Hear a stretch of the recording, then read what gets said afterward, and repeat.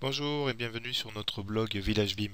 Aujourd'hui, je vais vous présenter une application qui s'appelle Autodesk BIM 360 Glue.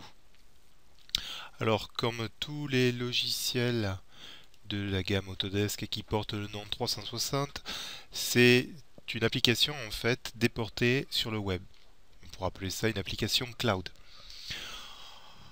Donc ici, je viens de la démarrer et je vais partir sur une configuration.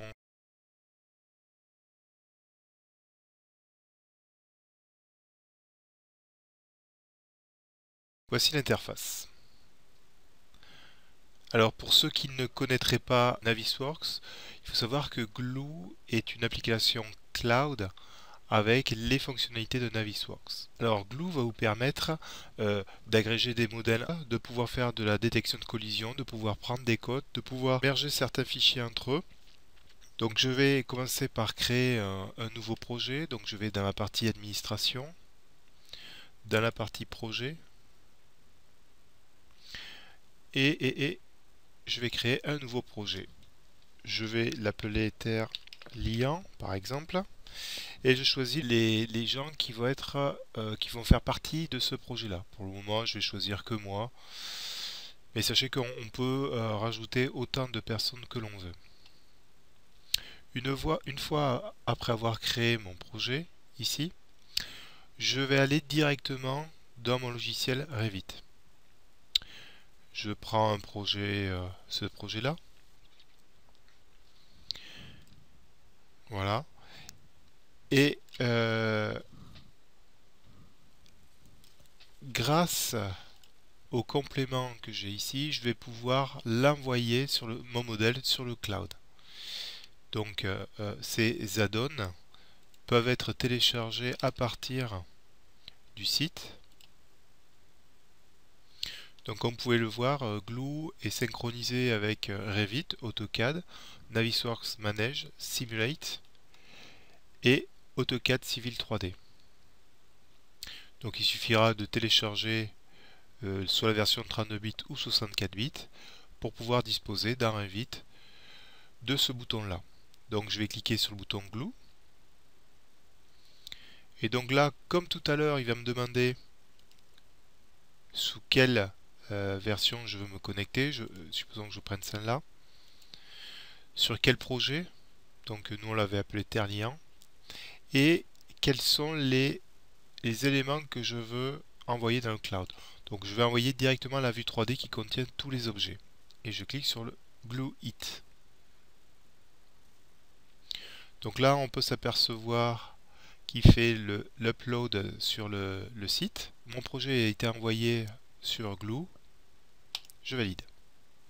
Donc imaginons maintenant que je travaille en coordination avec quelqu'un qui va faire du MEP, genre évacuation d'air vicié avec des gaines et des appareils spéciaux. Donc je referme mon fichier et je vais ouvrir le fichier RevitMap. La personne qui a créé ce réseau-là a pu placer ses gaines en fonction bien sûr des pièces qui sont situées dans le bâtiment. Donc maintenant je vais faire de la même façon, je vais aller dans les compléments, venir le gluer, alors, je ne sais pas si ça peut se dire, et je vais aussi envoyer la version vue 3D de Maps, c'est cette vue-là. Donc là aussi, le modèle a été envoyé donc sur Glue. Je passe sur Glue et mon projet Terre Liant ici. Donc un double clic dessus va me permettre d'ouvrir mon modèle. On peut s'apercevoir que j'ai déjà le modèle 3D.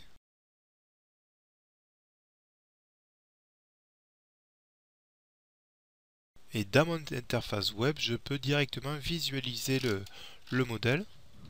Je vais pouvoir sélectionner des éléments, je vais pouvoir les isoler du reste de la construction. Je vais pouvoir prendre des mesures. Alors là, vous voyez, on va venir faire un zoom pour prendre des mesures précises. Voilà. Je vais pouvoir prendre des mesures d'angle, des surfaces. Bon là je fais un peu n'importe quoi, mais donc j'ai la surface. Je vais pouvoir réactiver tout, nettoyer les cotations. Et si je reviens au niveau supérieur de mon projet, j'ai une section qui va s'appeler Merge Modèle. Donc j'ai la possibilité sur les deux modèles envoyés de pouvoir additionner deux modèles ensemble, notamment ma vue 3D qui est celle de l'architecte et la vue 3D de la personne qui a dessiné la maquette MEP. Donc appelons-la archi plus MEP. Donc là, Glue va créer un seul modèle du modèle archi et du modèle MEP. Et directement m'ouvre la vue avec les deux fichiers l'un dans l'autre. La preuve, je vais venir sélectionner le plancher et je vais le cacher. Et comme vous pouvez le voir, je vois mon réseau de ventilation sur le bâtiment. Alors l'avantage de Glue, c'est qu'on va pouvoir faire de la détection de collision. Donc la détection de collision se passe ici. Donc là je vais créer une détection de collision et je veux comparer mon modèle archi avec mon modèle MEP. On va donner un nom à la collision, on va l'appeler test 1, pourquoi pas. On peut donner une tolérance à la collision. Dans le cas échéant, vous voulez avoir un delta entre les éléments qui ne vont pas s'intersecter. Donc ça va permettre de pouvoir trouver ce genre d'intersection. Donc une fois que l'analyse de détection de collision est réalisée, je vais avoir un rapport. Donc là, il trouve 13 collisions. Alors vous pouvez remarquer, il y a des petits carrés qui symbolisent différentes collisions. Donc là, vous voyez, c'est le clash numéro 3. Ici, ça, c'est le clash numéro 13. Ici, c'est le clash numéro 5. Sinon, vous cliquez directement sur la ligne et il va vous afficher en couleurs différentes les éléments. Là, vous voyez, donc c'est la gaine de ventilation avec la dalle qui se clash. C'est un classique. Sinon, je peux aller de notre clash à notre clash en cliquant sur les différentes lignes. Vous pouvez remarquer ici, vous avez donc dans la fenêtre clash, ici vous avez en fait toute l'arborescence de l'objet et à quel endroit il se trouve, ainsi que ce qu'on appelle les familles parents de cet objet. Il est tout à fait possible d'activer, alors si je fais un zoom arrière, d'activer le modèle, de le désactiver, de voir uniquement le clash détection. Après ici vous avez des options pour ici pour enlever les petits marqueurs ou enlever les autozooms. Ça veut dire que lorsque vous allez passer d'un élément à un autre, on n'aura pas les autozooms. Alors que si je le réactive, maintenant voilà, il y a une petite animation qui m'affiche les éléments. Ce qu'on va faire, on va envoyer une notification à l'architecte, notamment, ou au bureau d'études structure, notamment pour lui dire qu'il manque la réservation pour faire passer cette gaine. Donc dans ce clash là, je vais envoyer un email. Je sélectionne, donc bon, il n'y a qu'une personne dans le projet, donc en l'occurrence moi-même, donc je vais m'envoyer en disant attention, il manque la réservation pour le passage de gaine. Et je clique sur le bouton Send et donc ça va envoyer un email que je vais recevoir. Donc voici le courriel que la personne va recevoir. Il peut directement cliquer sur ce lien là pour accéder à la partie de Glue où se situe la détection de collision. Alors revenons maintenant à l'archi. Donc après avoir ouvert son fichier Revit, il va pouvoir revenir dans ses compléments, cliquer dans l'option Clash Pinpoint on voit mon test de détection de collision qui se trouve ici. Je demande de visualiser. Et donc là, il m'indique qu'il y a un problème à ce niveau-là, entre la gaine rectangulaire et le sol. Le texte rouge symbolise l'élément dans ce fichier-là qui pose problème. Je sélectionne et je demande de me le montrer. Et comme vous pouvez le voir, il m'affiche effectivement la dalle qui pose problème. OK. Donc je ferme la fenêtre et je vais essayer de régler le problème.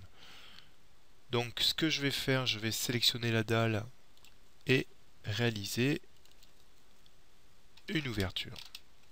Donc là, rapidement, je crée mon ouverture. Voilà, je vais la mettre ici. OK, je valide. Voilà. Comme vous allez pouvoir le voir, la dalle possède bien une ouverture, une trémie pour faire passer la gaine. Donc maintenant, ce qui me reste à faire, c'est de mettre à jour sur Glue. Donc là, même fenêtre que tout à l'heure, et j'ai mon modèle 3D que je vais envoyer directement. Je vais cliquer sur Glue It et il me propose soit de mettre à jour mon fichier ou d'en créer un nouveau. Donc moi je vais uniquement le mettre à jour.